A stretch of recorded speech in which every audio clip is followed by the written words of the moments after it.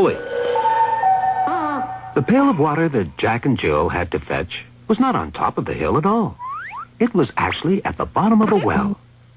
Unfortunately, it was too heavy for either of them to pull up. What they needed was a simple machine to give them a mechanical advantage. No, the inclined plane doesn't help. Nor does the lever. Nor the screw. What other sorts of machine are there? Ah, yes, the wheel. But what's Jill doing with it? She is arranging the wheel so that it will revolve on an axle stuck in that post. Very good. Jill's just rediscovered another sort of simple machine.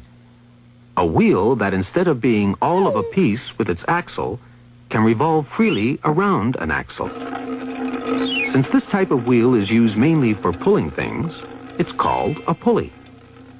And Jill can hitch the rope around it and use it to pull. No, Jack can use it to try to pull the pail of water up. That's funny. He needs just as much force to try to pull the pail of water up this way as he did trying to pull it up the other way. I wonder if there's a better way of rigging the pulley. Amazing. How did Jill manage it? Both she and Jack only had one pulley to work with, and yet Jill was able to pull up the pail with half the force that Jack needed. Well, when a pulley is set up like this, it's called a single fixed pulley. All it does is change the direction of your pull, but it doesn't reduce the force you need. But when a pulley is arranged like this, it's called a single movable pulley, and it halves the force you must exert, because the pail of water is now, in effect, being lifted by two ropes instead of one.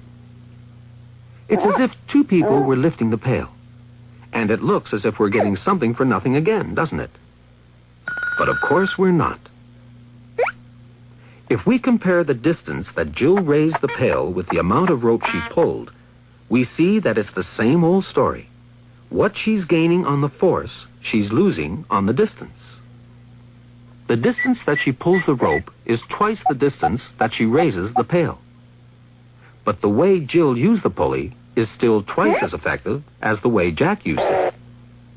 There are lots of other ways of combining pulleys. The pulley system that Jill finally rigged up for herself.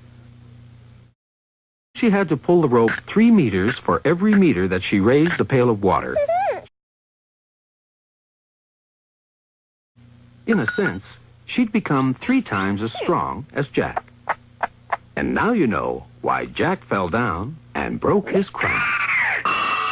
Bill Nye the Science Guy. Now this rope is attached to a crane. And a crane uses pulleys.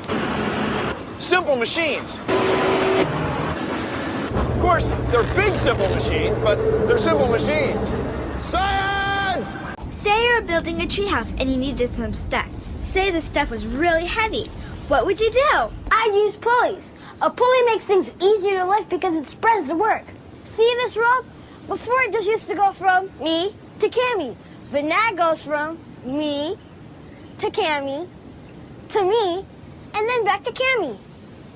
Now she's gonna have to pull a whole lot more rope to get stuff up here. But more rope means I won't have to work as hard each time I pull down. So now I can lift something he can't. Here it comes. With a pulley, she can pull really heavy stuff all the way to the tree fort. Pulleys. No sweat.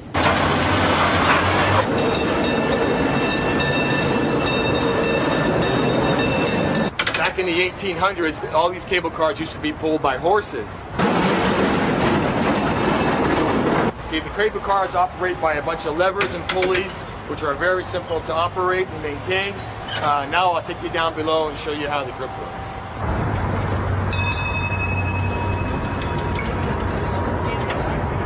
These are the giant pulleys that pull the cable underneath the streets of San Francisco. There's many cables and pulleys that take them around curves and up and down the hills.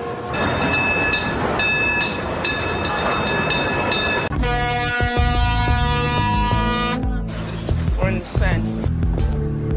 Oh. Okay, here.